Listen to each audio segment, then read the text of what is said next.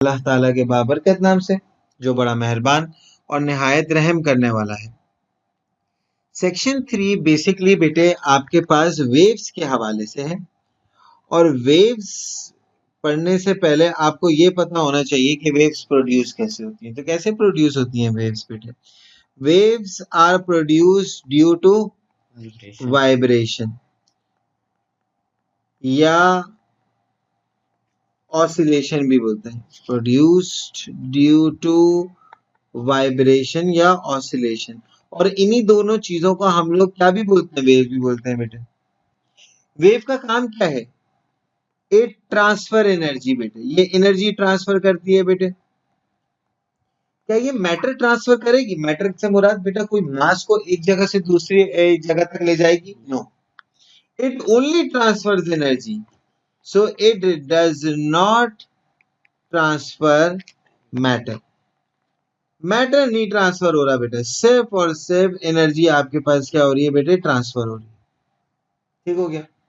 अब इसी तरीके से विद रिस्पेक्ट टू वाइब्रेशन बेटे, हमारे पास दो टाइप्स की वेव्स होती हैं बेटे विद रिस्पेक्ट टू वाइब्रेशन। कौन कौन सी? एक है आपके पास बेटे जिनको बोला जाता है ट्रांसवर्स वेव, और एक है आपके पास लॉन्गिट्यूडनल। दोनों का मतलब समझना बेटा। ट्रांसफर वेव में आपके पास क्या होता है कि देखो, हम लोग डिस्टरबेंस प्रोड्यूस करेंगे, मतलब वाइब्रेशन प्रोड्यूस करेंगे, और उस वाइब्रेशन की वजह से क्या प्रोड्यूस हो जाएगी? वेव। हम लोग बेटे ट्रांसफर वेव ऐसी वेव होती है कि अगर आपने लेट सपोज ये रोप स्कीमिंग आपने जिम में देखा होगा बेटा। कुछ लोग, अब्बास साहब आप भी उनमें से ही हैं, जो रस्सियों से फ्लेक्स मार रहे होते हैं, या चल रही होती हैं। हाथ कहाँ पे जा रहे हैं बेटे? ऊपर और नीचे। ऐसे ही है रोप आपके पास कहां पर? कुछ इसी तरीके से बन रही होती है बेटे। ये बेसिकली अब जरा देखना बेटा, ये जो रेड पोजीशन मैंने बनाई है, this is vibration of particles बेटे। मतलब ये वो डायरेक्शन है जिसमें आपने पार्टिकल्स को वाइब्रेट करवाया, जिसमें आप अपना हाथ मूव कर रहे हैं बेटे। और वेव आपके पास कहां पे जा रही है? वेव इस डायरेक्शन में जा रही है बेटे। कैसी वेव जा रही है? कुछ इस तरीके की सर वेव जा रही है। ऐसे ही हो रहा है ना बेटा? तो जरा देखो, आपके पास ये जो ब्लैक लाइन है ये क्या है? This is the direction of wave बेटे। अब आप मुझे एक बात बताओ कि वाइब्रेशन ऑफ पार्टिकल्स और डायरेक्शन ऑफ वेव में यहां पर कितना डिग्री बन रहा है? क्या 90 डिग्री बन रहा है? यस। तो बेटे याद रखना कि when vibration of particles are perpendicular, perpendicular का मतलब 90 डिग्री बेटे, आर परपेंडिकुलर, किसके perpendicular? To the direction of wave. अच्छा, मैं वेव को बेटे to the direction of energy transfer भी बोल सकता हूँ। क्या बात सही होगी? वेव क्या करती है? एनर्जी ट्रांसफर करती है। तो मैं ये भी बोल सकता हूँ डायरेक्शन ऑफ वेव या डायरेक्शन ऑफ एनर्जी ट्रांसफर। दोनों बात क्या होगी बेटे? एक ही होगी। तो बेटे आपके पास यहाँ पर हुआ क्या है? हुआ सर कुछ यूं है कि आपके पास यहाँ पर वेव तो बनी है, लेकिन एक ऐसी वेव बनी है जिसमें वाइब्रेशन ऑफ पार्टिकल्स आपके पास इस साइड पे हो रहे हैं और डायरेक्शन ऑफ वेव इस साइड पर ट्रेवल हो रही है, और ये दोनों आपस में 90 डिग्री पर हैं। That is why this wave is called a transverse wave बेटे। एग्जांपल्स अभी हम लोग इनकी देखते हैं बेटे। अब इसी तरीके से लॉन्गिट्यूडनल वेव में क्या होता है बेटा? आपके पास लॉन्गिट्यूडनल वेव में अगर लेट सपोज एक स्प्रिंग लेते हैं बेटे, ये आपके पास आ गया बेटा, स्प्रिंग आ गया, इसको मैंने एक ब्लॉक के साथ अटैच किया हुआ, ठीक है। जरा देखो, अगर मैंने इस स्प्रिंग को बेटा यहाँ पर इसको स्ट्रेच किया बेटा, खींचा, और इस स्प्रिंग को मैं स्ट्रेच करके यहां तक ले आया हूं बेटा। अब अगर मैं इसको छोड़ूंगा तो ये कहां जाएगा? वापस पीछे जाएगा। ऐसे ही है बेटा। तो ये आपके पास ब्लू वाला क्या था? वाइब्रेशन, डायरेक्शन ऑफ वाइब्रेशन है बेटे। ये वाइब्रेशन ऑफ पार्टिकल्स है बेटे। आपने इस डायरेक्शन में पार्टिकल्स में डिस्टरबेंस प्रोड्यूस की, मतलब इस डायरेक्शन में आपने वाइब्रेशन प्रोड्यूस की। अब वेव गई, बिल्कुल गई, आपका पीछे कहाँ गई, इस डायरेक्शन में गई। सर ये स्प्रिंग इस डायरेक्शन में गया, तो बेटे आपके पास ये डायरेक्शन किसकी है, ये है आपके पास वेव की डायरेक्शन। अब आप खुद देखो, क्या ये वाइब्रेशन ऑफ पार्टिकल्स और डायरेक्शन ऑफ वेव आमने सामने है? बेशक डायरेक्शन ऑपोजिट है, लेकिन आमने सामने तो है ना, कोई एंगल बन रहा है नहीं, मतलब ये दोनों एक दूसरे के क्या है, पैरेलल है। तो अब जो वेव बनेगी वो क्या होगी, लॉन्गिट्यूडनल। बात समझे? तो बेटा जरा देखो, सेम डेफिनेशन, ये देखो मेहनत भी नहीं करनी बेटे, इसको एग्जैक्टली यहीं पे आके उतार दिया। अब बताओ, when vibration of particle is या आर क्या हो, पैरेलल या perpendicular, parallel to the direction of wave, तो ऐसी वेव को हम लोग क्या बोलते हैं बेटे, ऐसी वेव को हम लोग लॉन्गिट्यूडनल वेव बोलते हैं बेटे। मेरे बच्चों, ट्रांसफर्स और लॉन्गिट्यूडनल वेव में तमाम बच्चों को ये बात अच्छे तरीके से समझ में आ गई। किसी को कोई मसला है, कोई परेशानी है, पूछ सकते हैं बेटे। बाय डेफिनेशन बेटे, या विद रिस्पेक्ट टू वाइब्रेशन, अगर इन दोनों में कोई ऐसे इश्यू हो तो पूछ सकते हैं, समझ में आ जाए तो थम्स अप कर दीजिएगा ताकि हम आगे भी बढ़े बेटे।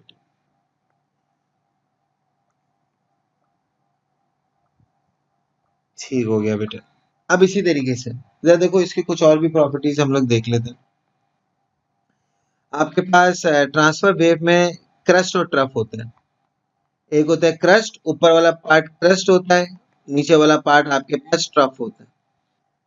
इसी तरीके से इसकी अगर हम लोग एग्जाम्पल देख लें तो आपके पास बेटे वाटर, आपके पास क्या है, ट्रांसफर वेव है, रोप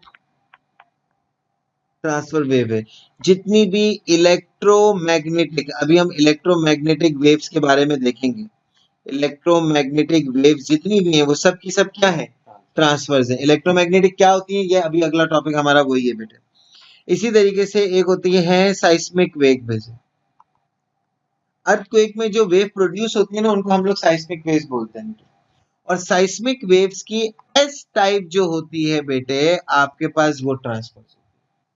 लॉन्गिट्यूडनल में आपके पास क्या होता है, लॉन्गिट्यूडनल की अगर मैं शेप बनाऊं तो इस तरीके से होता है बेटा। तो देखो कुछ पार्टिकल्स बहुत करीब होते हैं बेटे, ये देखो कुछ particles are very close to each other, और कुछ पार्टिकल्स आपके पास दूर दूर होते हैं बेटे। ये ऐसी होती है बेटे क्या, this is a example of longitudinal waves बेटे। Some particles are very near and some particles are far. तो इसमें आपके पास क्या होता है, वो पार्टिकल्स जो बहुत नियर होते हैं उनको हम लोग बोलते हैं कंप्रेशन।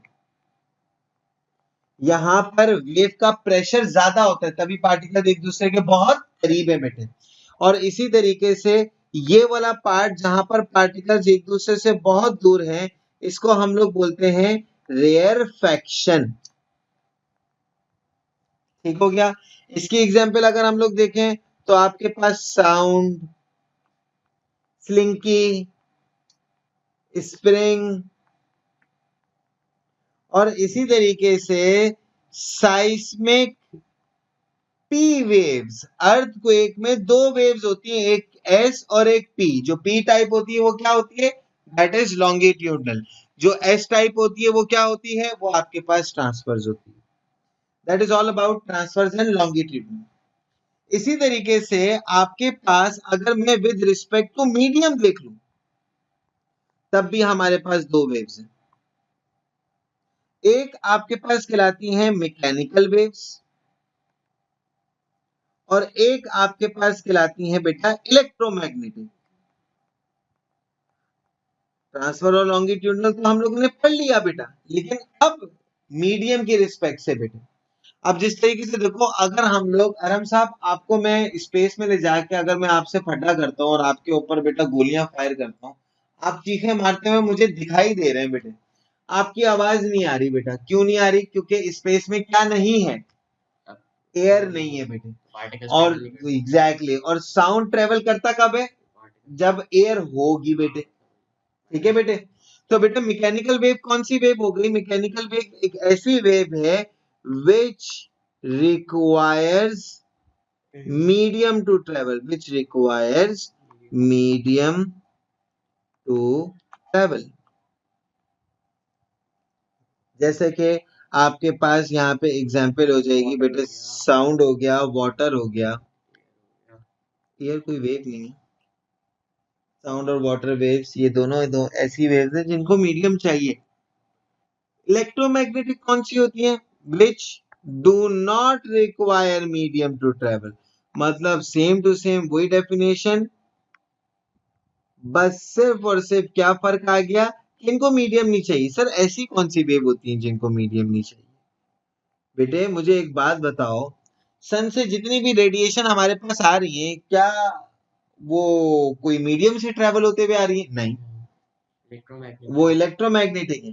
वो तमाम इलेक्ट्रोमैग्नेटिक क्यों है? क्योंकि उनको कोई मीडियम नहीं चाहिए। अब सन से कितनी रेज निकलती है जरा उसको भी देख लेते हैं हम लोग बेटा।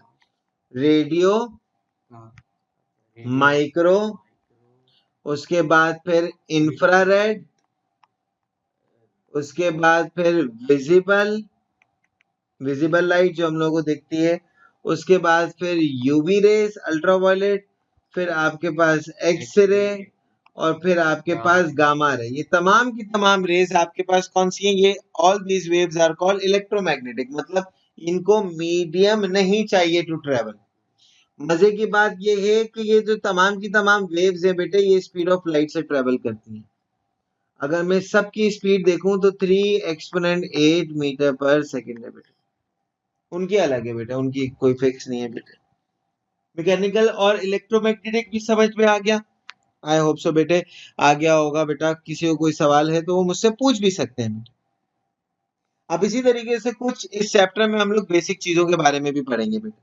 जैसे कि आपके पास यहाँ पर विद रिस्पेक्ट टू ग्राफ बात की जाए तो बेटा दो किस्म के ग्राफ्स आपसे पूछे जा सकते हैं इस चैप्टर से रिलेटेड।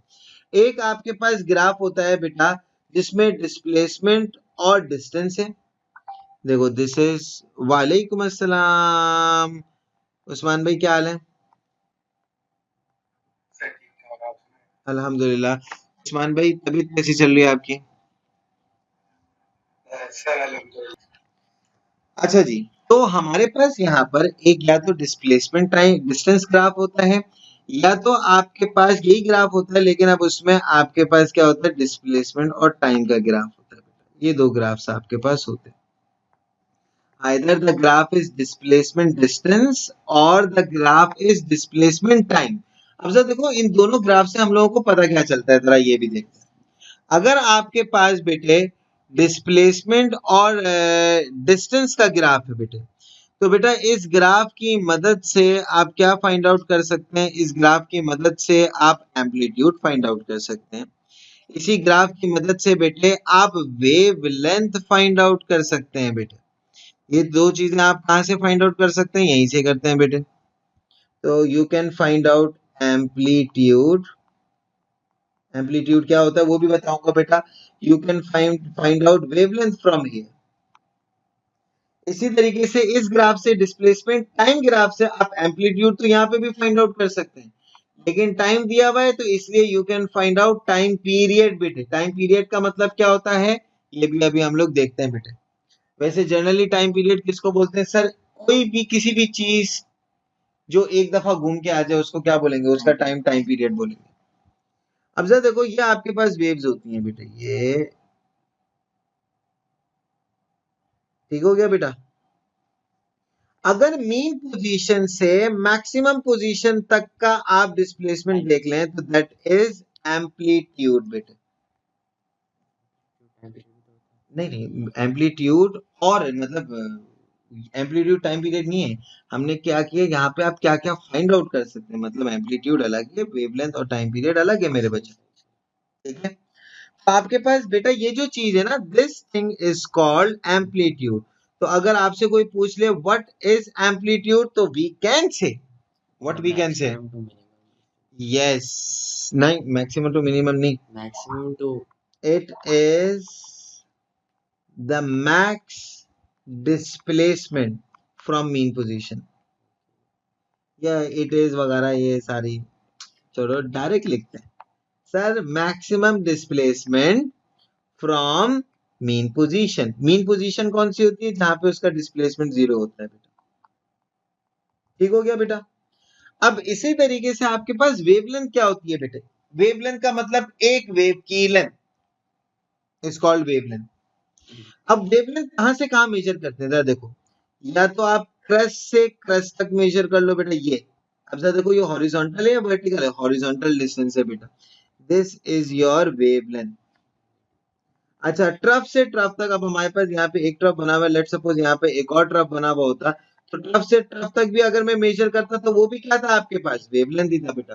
या एक कंप्लीट क्रस्ट और एक कंप्लीट ट्रफ जहां तक आ जाए बेटा, वो अगर डिस्टेंस मेजर कर लूं तो वो भी क्या है बेटा? वेवलेंथ है। तो बेटा आपके पास वेवलेंथ क्या होती है जरा बताए तो? Maximum spacing from mean position is amplitude, इसको लिख लेते हैं पहले, इज एम्पलीट्यूड। ये एम्पलीट्यूड की डेफिनेशन हो गई बेटे। ठीक हो गया। इसी तरीके से व्हाट अबाउट वेवलेंथ? वेवलेंथ आपके पास क्या है? अगर हम इसको डिफाइन करें तो डिस्टेंस बिटवीन टू कंसेक्यूटिव, मतलब एक के बाद एक आने वाला, टू कंसेक्यूटिव क्रस्ट और ट्रफ, दो कंसेक्यूटिव क्रस्ट या ट्रफ के दरमियान का जो डिस्टेंस होगा दैट इज कॉल्ड वेवलेंथ। और वेवलेंथ को किससे शो करते हैं? लैम्डा से। इसका एसआई यूनिट आपके पास क्या होता है बेटा? यहाँ पे मैं लिख देता हूँ, इसका एसआई यूनिट होता है मीटर्स। एम्पलीट्यूड का भी एसआई यूनिट अगर मैं यहाँ पे लिखूं तो इसका भी एसआई यूनिट आपके पास क्या होता है बेटा? मीटर्स होता है बेटा। ठीक हो गया बेटा। अब इसी तरीके से जरा देखो, एक मिलती जुलती चीज आ रही है, टाइम पीरियड। टाइम पीरियड आपके पास क्या है? Time required to complete one oscillation या वन वाइब्रेशन, या आपके पास बेटे वन वेव, वन साइकिल। ये तमाम की तमाम एक ही बात है बेटा। ऑसिलेशन बोलो, वेव बोलो, साइकिल बोलो, वाइब्रेशन बोलो, ये सब क्या होती है? ये वेव ही होती है। और बेटा अगर एक वेव का जो टाइम होगा that would be called time period. अब जरा देखो, क्या टाइम पीरियड में इस ग्राफ से फाइंड आउट कर सकता हूँ? सर कभी भी नहीं। यहाँ पे टाइम है कहाँ? यहाँ डिस्टेंस है, डिस्प्लेसमेंट है, टाइम कहाँ से आ रहा है? क्या टाइम पीरियड यहाँ से हाँ ना सर, यहीं से तो फाइंड आउट करेंगे बेटे। तो आपके पास जरा देखते हैं, यहाँ पे भी अगर मैं एक वेव बना दूं, अच्छा जितना क्रस्ट होता है उतना ही ट्रफ भी होता है बेटा, ये याद रखना। जितना साइज क्रस्ट का होता है उतना साइज ट्रफ का भी होता है बेटा। अब जरा देखो, जैसे वेवलेंथ मेजर कर रहे थे ना बेटा, क्रस्ट से क्रस्ट तक का अगर मैं यहाँ पे देख लो बेटा, ये मेरा क्या कहलाएगा? यहाँ पर लाजमी नहीं क्रस्ट से क्रस्ट तक, ट्रफ से ट्रफ तक भी देख लो तो ये भी क्या है बेटा? टाइम पीरियड है। अगर एक पूरा कंप्लीट क्रस्ट और एक पूरा कंप्लीट ट्रफ जहां तक आ रहा है वो भी आपके पास क्या है? That is also called time period. तो तीनों के तीनों आपके पास क्या है? All these are time period बेटे। तो टाइम पीरियड क्या है? Time required to complete one wave, one wave, one single wave. ठीक है। इसका एक और फॉर्मूला भी होता है बेटा, देखो इसको, एक तो हम लोगों ने ग्राफ से देख लिया ना बेटा, यूनिट तो इसका सेकंड ही होगा बेटा, क्योंकि टाइम है, टाइम का यूनिट क्या होता है? सेकंड। अगर हम लोग यहाँ पे देखें, इसका एक फॉर्मूला ये भी होता है आपके पास कि टाइम पीरियड, एक चीज पहली तो इसको कैपिटल टी से शो करते हैं, और आपके पास होता क्या है? इसका total time divided by number of waves. मैं आपको बोल दूं बेटा, 50 waves were produce in 20 seconds, तो 20 divided by 50 is the time period. ठीक है। इसी तरीके से एक चीज होती है बेटे, अब हम लोग ग्राफ से कोई चीज फाइंड आउट नहीं कर सकते, ग्राफ से यही चीजें फाइंड आउट कर सकते थे। क्या क्या? एम्पलीट्यूड और क्या? वेवलेंथ। वेवलेंथ और टाइम पीरियड, ये हम लोग ग्राफ से आराम से मेजर कर सकते हैं। हम लोग अब बेटे फ्रीक्वेंसी देखते हैं बेटे। फ्रीक्वेंसी टाइम पीरियड से रिलेटेड है बेटे। टाइम पीरियड क्या था? एक वेव को कितना टाइम लग रहा है, ये बोल रहा है 1 सेकंड में कितनी वेव आ रही है। ठीक है, तो what is frequency? Number of waves. अब वेव्स की जगह बेटा आप वाइब्रेशन लिखो, ऑसिलेशन लिखो, बेटे साइकिल्स लिखो, up to you. Number of waves produced in a second, बेटे produced in a second is called frequency. अब अगर इसको मैं देखो बेटा, आपके पास इसका जो ऐसा यूनिट होता है बेटा, that is hertz, exact formula जरा देखिएगा। फ्रीक्वेंसी का फॉर्मूला होता है number of waves divided by total time. अब जरा देखिए ना, यहाँ पर कोई एक रिलेशन आप निकाल सकते हो। सर ऊपर जरा देखें फॉर्मूला और नीचे फॉर्मूला देखें, सर तकरीबन सेम ही है, बस ऊपर नीचे हुआ हुआ है। तब भी बेटे एक आपने फॉर्मूला पढ़ा होगा, frequency is equal to 1 over time period. मतलब किसी को टाइम पीरियड पता है तो मैं क्या निकाल सकता हूँ, फ्रीक्वेंसी। किसी को फ्रीक्वेंसी पता है तो मैं क्या निकाल सकता हूँ, टाइम पीरियड निकाल सकता हूँ। बेटा बात समझे? इसी तरीके से बेटे आपके पास अगली टर्मिनोलॉजी है, that is wave speed. Wave speed का मतलब क्या होगा ये बता दो। सर वेव किस स्पीड से ट्रेवल कर रही है, that is called wave speed. इसका फॉर्मूला याद रखना है बेटा, v is equals to f lambda. ये v आपके पास क्या है, this is the wave speed, और इसका यूनिट आपके पास क्या होता है, मीटर पर second. This lambda is your wavelength, और वेवलेंथ का आपके पास यूनिट क्या होता है बेटा, metre. This f is frequency, और फ्रीक्वेंसी का आपके पास यूनिट्स क्या होता है बेटा, हर्ट्ज। अब इसी फॉर्मूला को देखो, फ्रीक्वेंसी का हम लोगों ने पढ़ा ना, फ्रीक्वेंसी 1 अपॉन टाइम पीरियड के बराबर होता है, तो मैं f की जगह 1 अपॉन t भी लिख सकता हूँ बेटा। तो ये फॉर्मूला ऐसे भी बन सकता है बेटा, बस सिर्फ इस फॉर्मूले में यहाँ पे f की जगह क्या आ गया, 1 अपॉन t, और ये t क्या कहलाता है बेटा, this is called time period बेटे। अच्छा, अगर मैं इस फॉर्मूला को थोड़ा सा और अच्छा कर दूं, ये लेमडा को यहाँ 1 को यहाँ से हटा दूं, और लेमडा 1 सा लेमडा ही होता है ना, तो इसको यहाँ पे शिफ्ट। तो बेटा ये दोनों के दोनों फॉर्मूलाज आपके पास किस चीज के हैं, this is the formula for wave speed. अब डिपेंड्स ऑन कि आपको कंडीशन क्या क्या दी हुई है, आप दोनों में से कोई सा भी फॉर्मूला यूज कर लो मेरे बच्चों, आराम से काम हो जाएगा बेटा। मेरे बच्चों क्या यहाँ तक बात सबको अच्छी तरीके से समझ में आ गई? If yes give a thumbs up, if no you can ask me question बेटा। ओके ठीक है जी। अब इसी तरीके से बेटे एक चीज है जिसको हम लोग बोलते हैं वेव फ्रंट। वेव फ्रंट को समझते हैं बेटे, बहुत मजेदार सी चीज है बेटे। देखो आपके पास ये एक वेव है, ठीक है। हमने क्या किया, इस जैसी बहुत सारी वेव्स आपके पास हैं, जो आपके पास एक दूसरे से क्या है, पैरेलल है। देखो all these waves are parallel to each other, ठीक है बेटे। अब अगर मैं इन तमाम वेव्स के क्रस्ट को अलाइन करना चाह रहा हूं, तो बेटा मुझे एक इमेजिनरी लाइन बनानी पड़ेगी बेटे। मतलब मैंने क्या किया, मैंने ये जितनी भी वेव्स है सारी एक दूसरे के पैरेलल है ना, ये सर पैरेलल है। मैंने क्या किया, मैंने एक लाइन बनाई जिसने तमाम वेव्स के क्रस्ट को अलाइन कर दिया। अब जब देखो मैंने किसको अलाइन करवाया, क्रस्ट को। तो तमाम की तमाम ये जितनी भी लाइंस बनाऊंगा, ये मैं कहाँ पे बनाऊंगा, क्रस्ट पे ही बनाऊंगा बेटा। ये मैंने क्या बना दिया बेटा, वेव फ्रंट बना दिया बेटा। क्या बनाया बेटा, ये मैंने वेव फ्रंट। अब सवाल ये है सर इस वेव फ्रंट का काम क्या है। तो बेटा वेव फ्रंट का काम ये होता है कि जितनी भी तमाम पैरेलल वेव्स आपके पास ट्रेवल कर रही हैं, वेव फ्रंट क्या करता है, उन तमाम पैरेलल वेव्स के या तो क्रस्ट को अलाइन कर देगा या तो ट्रफ को अलाइन कर देगा। लेकिन एट अ टाइम कोई एक ही चीज अलाइन करवानी है, ये नहीं कि सर आप एक ही जगह पे क्रस्ट भी करवा रहे हो और उसी जगह पर ट्रफ भी करवा रहे हैं ना। फिर बेटा आपका वही हाल होगा जो बेटे ऐसे लोगों का होता है जिनको रोजा बहुत लगा हुआ हो और अफ्तारी के टाइम सारा आपके पास दस्तरखान सेट हो बेटा, और प्यास की हालत आप फिर समझ सकते हैं। समझ रहे हैं? तो बेटा मिलेगा कुछ नहीं बेटा।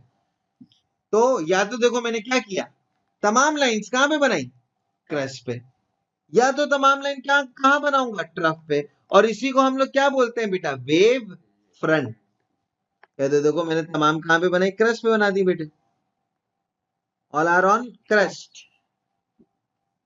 अच्छा ये लाइन क्या कभी हमें दिखती है, नहीं सर, ये तो हमारी आसानी के लिए इमेजिनरी लाइन होती है बेटे, जो क्या करती है, either it line all crust और ट्रफ। ठीक है, ये देखो ये तमाम क्रस्ट को अलाइन कर दिया। अब इसी तरीके से मैं तमाम ट्रफ्स को भी अलाइन करवा सकता हूँ। अब देखो मैंने ट्रफ पे बनाई है ना पहली, तो अगली भी कहां पे बनेगी, ट्रफ पे। ठीक हो गया बेटा। अच्छा एक और इम्पोर्टेंट चीज, आपको ज्यादातर वेव डायग्राम बेटे वेव फ्रंट्स के साथ ही आती है। दो कंसेक्यूटिव वेव फ्रंट्स के दरमियान का डिस्टेंस जो होता है वो वेवलेंथ होती है बेटे। अब जरा देखो हम लोगों ने वेवलेंथ पढ़ा क्या था, क्रस्ट से लेकर क्रस्ट तक का डिस्टेंस, तो ये वही तो है बेटे, ट्रफ से लेकर ट्रफ तक का डिस्टेंस, ये भी क्या है, वेवलेंथ है। तो बेटा दो कंसेक्यूटिव वेव फ्रंट्स के दरमियान का जो डिस्टेंस होता है that is called wavelength. The distance between two consecutive crest या two consecutive trough या two consecutive wave front is called wavelength. Very good बेटे, ठीक हो गया बेटे। अब इसके बाद बेटे आपके पास तीन रूल्स होते हैं बेटे, लॉज हैं बेसिकली। एक है आपके पास बेटा reflection, reflection of wave fronts. आपके पास डायग्राम आती है जिसमें आपको बोला क्या जाता है, आपको इंसिडेंट मतलब एक रे बना के दे दी जाती है, उसका या तो रे बना देते हैं या तो उसका वेव फ्रंट बना देते हैं। मैं अब आपको समझाता हूँ बेटा रिफ्लेक्शन में क्या होता है। रिफ्लेक्शन में आपके पास बेटे जिस एंगल से लाइट आती है उस एंगल को हम लोग बोलते हैं एंगल ऑफ इंसिडेंस। देखो लाइट आ रही है किसी एंगल से आ रही होगी ना भाई, उसको एंगल ऑफ इंसिडेंस बोलूंगा, वो बराबर होता है एंगल ऑफ रिफ्लेक्शन के बेटे। तो मतलब रिफ्लेक्शन में होता क्या है, लाइट रे आती है, टकराती है और टकरा के बाउंस बैक कर जाती है बेटे। तो रिफ्लेक्शन को हम लोग ये भी बोल सकते हैं bouncing back of light in the same medium. Medium change नहीं किया, इन द सेम मीडियम। ठीक हो गया बेटा। मिसाल देता हूं बेटा, जरा देखो ये आपके पास बेटा मिरर है, यहाँ पे जरा गौर से कुछ चीजों को अच्छे तरीके से समझना बेटा। ये आपके पास एक रे है जिस रे का नाम मैंने बोला है दिस रे इज इंसिडेंट रे, क्योंकि ये आ रही है बेटे, तो दिस रे will be called incident ray. और जहाँ रिफ्लेक्ट कर रही है वहां उसके परपेंडिकुलर नॉर्मल। वेरी गुड बेटे, जहां पर टकराई है वहां पर आपको हमेशा एक लाइन बनानी पड़ेगी जो क्या होती है, नॉर्मल। अब नॉर्मल हमेशा सरफेस के परपेंडिकुलर होता है और ये डॉटेड लाइन से हम लोग ज्यादातर बनाते हैं बेटा। बेटा ये जो ब्लैक लाइन है what is this called, this is called sir normal. कहां पर बनाएंगे सर, जहां पर इंसिडेंट रे टकराएगी, किसके परपेंडिकुलर होगी सर, सरफेस के परपेंडिकुलर। देखो लाल वाली आपकी सरफेस है बेटे। अब आपके पास बेटा इस नॉर्मल से इस रे तक के दरमियान का जो एंगल है that is called angle of incidence, और जो एंगल ऑफ इंसिडेंस है वही आपके पास एंगल ऑफ रिफ्लेक्शन भी होगा बेटा। Angle of incidence is equals to angle of reflection बेटा। ठीक है, अब यहीं पे इसी रे में आपको क्या भी बनाने पड़ते हैं, वेव फ्रंट। तो जरा देखो मैं यहाँ पे कुछ चीजें लिख रहा हूं। एक चीज, नॉर्मल लाइन इज परपेंडिकुलर, ये सिंबल परपेंडिकुलर का है बेटा, इस perpendicular ji.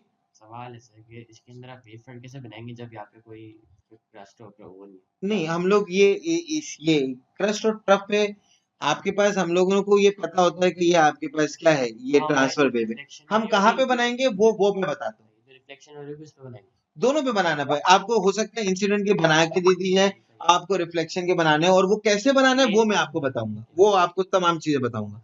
Normal line is perpendicular to surface, एक चीज तो ये याद रख लो बेटा, नॉर्मल जब भी बनाना वो हमेशा सरफेस के परपेंडिकुलर होगा। दूसरी चीज कहां पर बनाते हैं, जहां पर सर वो स्ट्राइक करती है। अगला wave front, wave front is perpendicular to wave. जरा इसको समझो, आपके पास ये जो ब्लू ब्लू है, ये ब्लू ब्लू है क्या, ये वेव है बेटे। हाँ, अब इस वेव के हमें परपेंडिकुलर क्या बनाना है, वेव फ्रंट। अब ये देखो जरा, मैं वेव फ्रंट आपके पास बना रहा हूँ बेटा। परपेंडिकुलर का मतलब जरा देखो, ये है ना, प्लस का साइन बना दो बेटा, मैं तो आराम से ऐसे याद करता हूँ, प्लस का साइन इज परपेंडिकुलर, तो बेटा दिस इज परपेंडिकुलर। अब जरा देखो, परपेंडिकुलर बना दो। अच्छा, और एक और चीज का ध्यान लाजमी रखना, वेव फ्रंट्स के दरमियान का डिस्टेंस इक्वल रखना है बेटा। ये नहीं हो कि इसका डिस्टेंस इतना बड़ा है तो बेटा अगले का डिस्टेंस आप इतना, नहीं, गलत होगा। अगर इसका डिस्टेंस इतना रखा हुआ है ना, तो अगले का भी इतना ही रखो। सर ये हम लोग क्या डिस्टेंस किस हिसाब से रखें बेटा, यहाँ पे हम लोग को कुछ बताया बनिए, तो अपने हिसाब से रखो। ये आपके पास क्या आ गया बेटा, this is your incident wave fronts. ये आपके पास क्या होंगे, रिफ्लेक्टेड वेव फ्रंट। अच्छा, रिफ्लेक्शन में कोई चीज चेंज नहीं होती, तो बेटा रिफ्लेक्शन से पहले जो वेव फ्रंट्स के दरमियान का डिस्टेंस था, रिफ्लेक्शन के बाद भी वही डिस्टेंस रहेगा वेव फ्रंट का बेटा, ना कम ना ज्यादा बेटा। ठीक हो गया। और ये छोटी छोटी चीजें देखी जाती हैं बेटे। तो बेटा normal line is perpendicular to surface, wave front is perpendicular to wave बेटे। अब आपके पास एक सवाल है, मैं आप सवाल जरा बना के बताता हूं आपके पास। आपको बोला हुआ ये है कि ये आपके पास बेटा this is the plane mirror बेटा। ठीक हो गया। और आपको बेटा ये वेव फ्रंट्स बना के दे दी, these are the wave fronts. एक ये बन गया, ये बन गया, ठीक है। सबसे पहले हम नॉर्मल बनाएंगे। आपको यहाँ पे बोला हुआ क्या है, रिफ्लेक्टेड वेव फ्रंट्स बनाओ, reflected wave front. Reflected wave front. अब जरा सुनना बेटा, ये आपको वेव फ्रंट ही दिया हुआ है यार। सर सबसे पहले तो हम लोग वेव बनाएंगे, सबसे पहले क्या बनाएंगे, और वेव फ्रंट एक दूसरे के क्या होते हैं।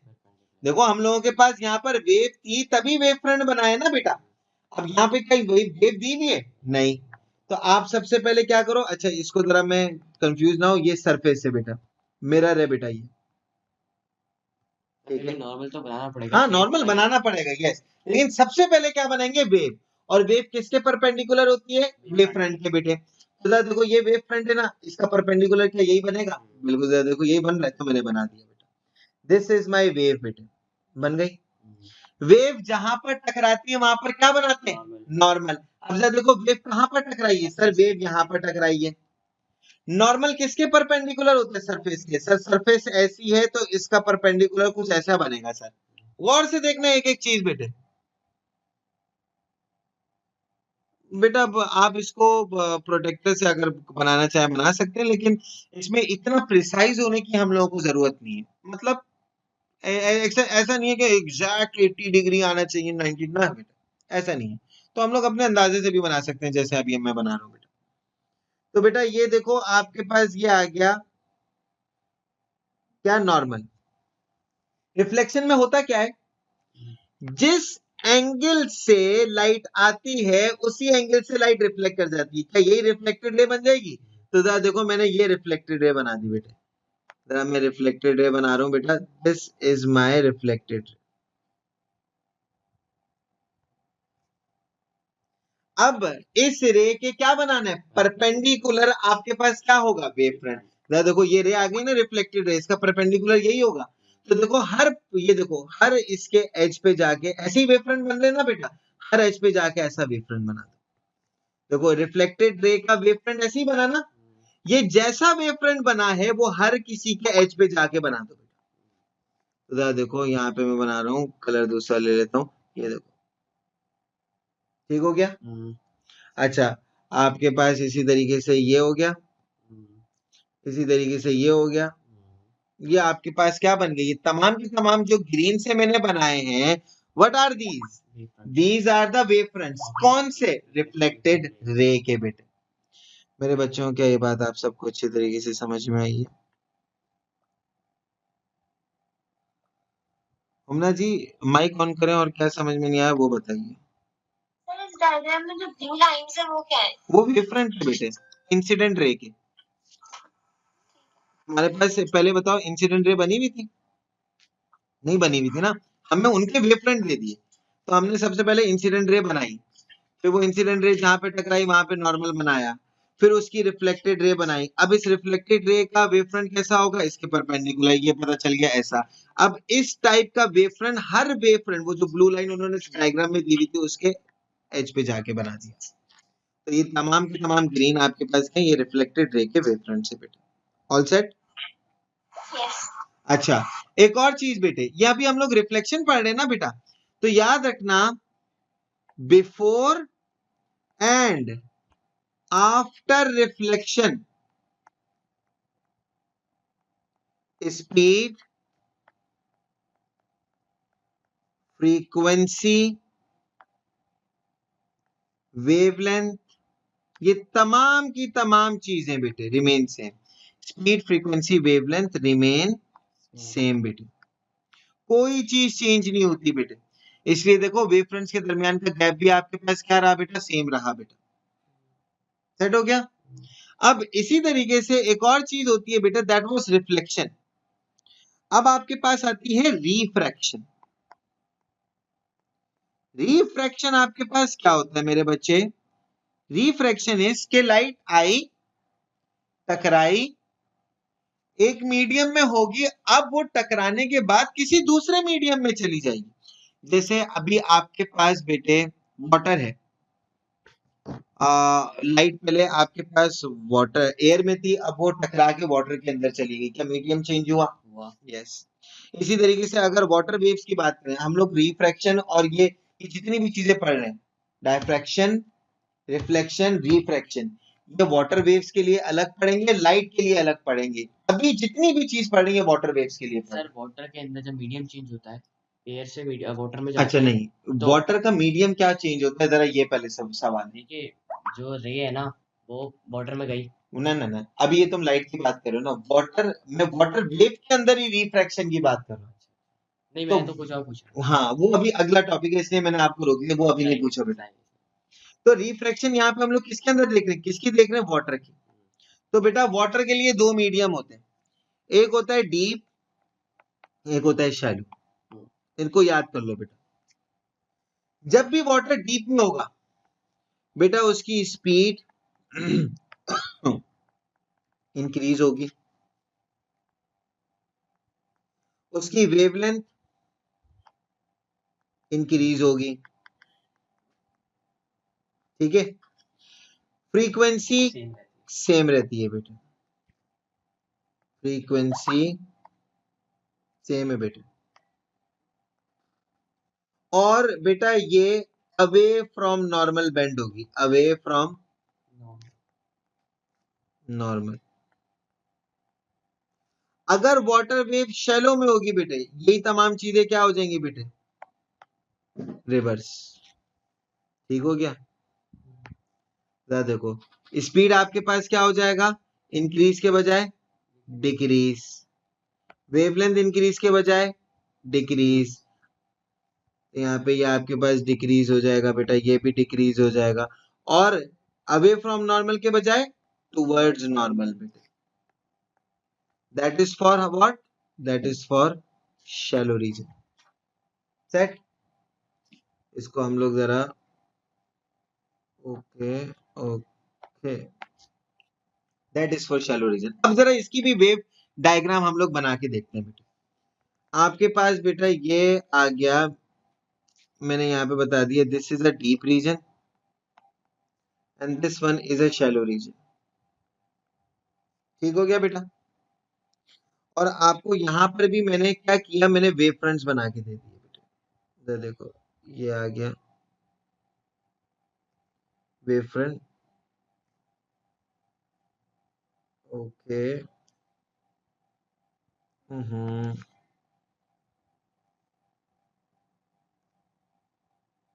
और आपको बोला हुआ है बेटा इनके रिफ्रैक्टेड वेव फ्रंट्स बनाओ बेटा। ठीक हो गया। सबसे पहले क्या बनाते हैं? रे। रे वेव फ्रंट की क्या होती है? परपेंडिकुलर।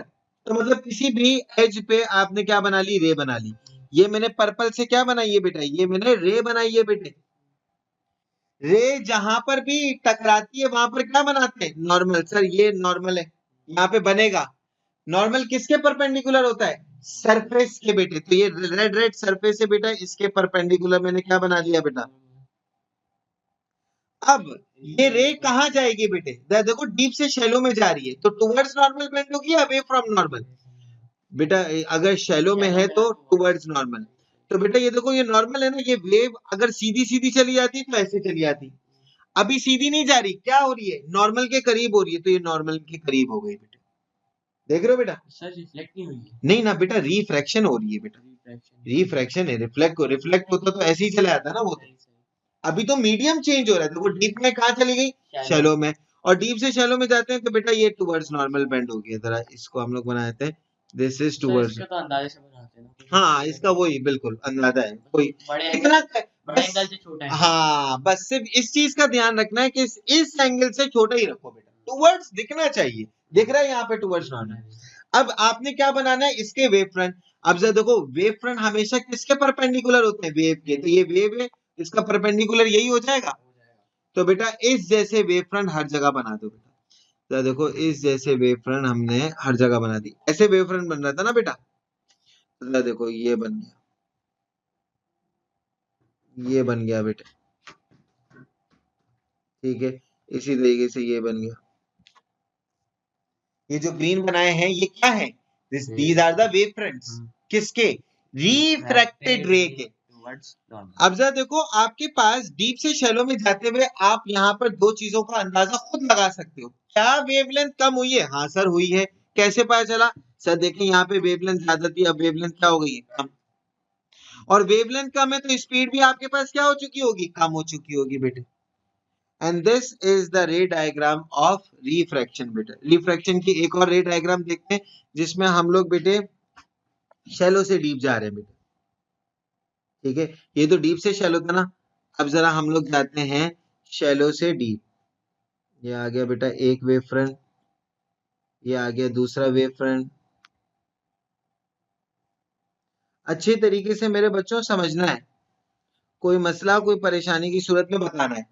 तो बेटा यहाँ पे मैंने मेंशन कर दिया this one is a shallow region and now this one is a deep region. तो सबसे पहले तो आप क्या बनाएंगे? रे बनाएंगे सर। तो ये रे बन गई बेटे, बन गई। रे जहां पर टकराती है वहां पर क्या बनाते हैं सर? नॉर्मल बनाते हैं। नॉर्मल किसके परपेंडिकुलर होता है सर? सरफेस के परपेंडिकुलर होता है। नॉर्मल की डॉटेड लाइन बना दी।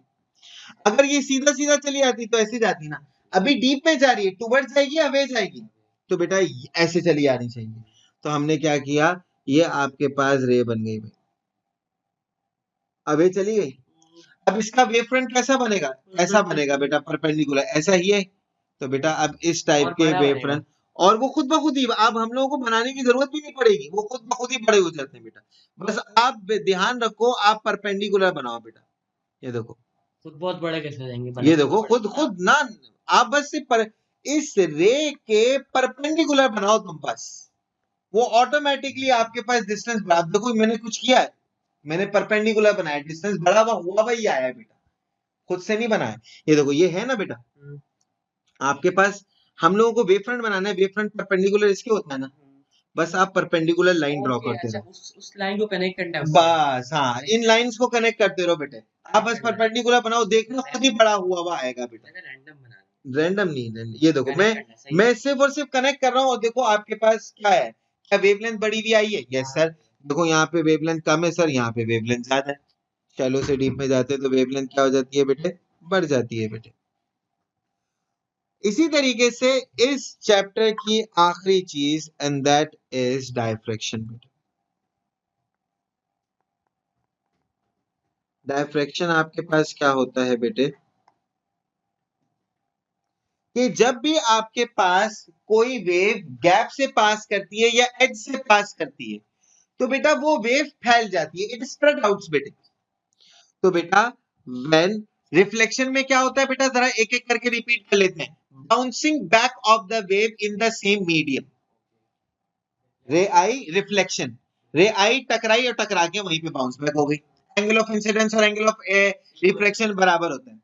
रिफ्रैक्शन में क्या होता है सर, मीडियम चेंज हो जाता है, या तो डीप से शैलो या तो शैलो से डीप। और अभी हम लोग किसकी बात कर रहे हैं, वाटर की बात कर रहे हैं बेटे। डायफ्रैक्शन में क्या होगा सर, एज से पास होगी या गैप से पास होगी, और गैप से पास होने के बाद वेव क्या हो जाएगी, फैल जाएगी बेटा। तो बेटा when wave passes through a gap, ठीक है, और एज, वेव स्प्रेड्स, और इसी स्प्रेडिंग ऑफ अ वेव को हम लोग क्या बोलते हैं, डायफ्रैक्शन। अब जरा देखो, ये आपके पास आया है, ये आपके पास एक एज बना हुआ, वेव को रिप्रेजेंट करने के लिए मैं यहाँ पे, अब जरा देखो, अब जहां पर भी देखोगे वेव को रिप्रेजेंट करने के लिए वेव फ्रंट बनाया जाता है, ठीक है। सर रीजन बताया कर्व होने का। हाँ बेटा, कर्व होने का रीजन क्या है? बेटा देखो, आपके पास सबसे पहली चीज, जब ये आपके पास ये वेवलेंथ जो है ना बेटा, इसकी वेवलेंथ और ये जो स्लिट के साइज है बेटे, ये आपके पास इक्वल होते हैं बेटे। तो इस केस में होता क्या है, वेव सीधी जा रही है, एज से टकरा गई, मतलब यहां से ब्लॉक हो गई, यहां से पास हो रही है, तो क्या हो जाएगा, वो मुड़ जाएगी बेटे। यस, तो अब होगा क्या, इट विल बेंड बेटे। बेंड से मुराद इट विल स्प्रेड। ठीक हो गया बेटा। अच्छा बेटा, ये मैक्सिमम डायफ्रैक्शन है, और मैक्सिमम डायफ्रैक्शन उस वक्त होती है, ये आपके पास एमसीक्यूज में पूछा जा चुका है और पूछा जाता भी है।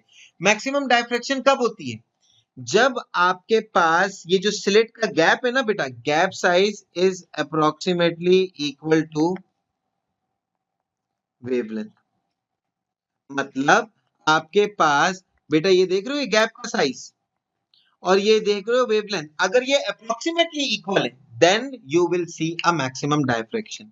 और बिफोर और आफ्टर डायफ्रैक्शन भी आपकी वेवलेंथ, फ्रीक्वेंसी, क्या कहते हैं, स्पीड, ये सब सेम रहती है। ठीक हो गया बेटा।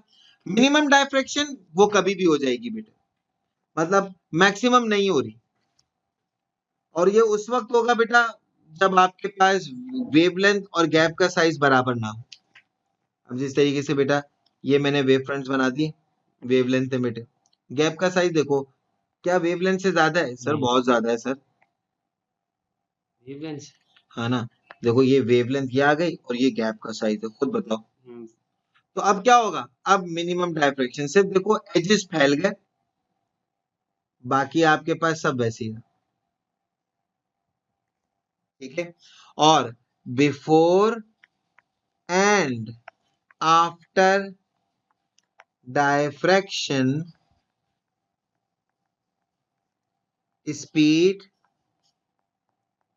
फ्रीक्वेंसी और वेवलेंथ रिमेन सेम। मेरे बच्चों, क्या ये पूरा का पूरा चैप्टर आपको अच्छे तरीके से समझ में आया बेटा?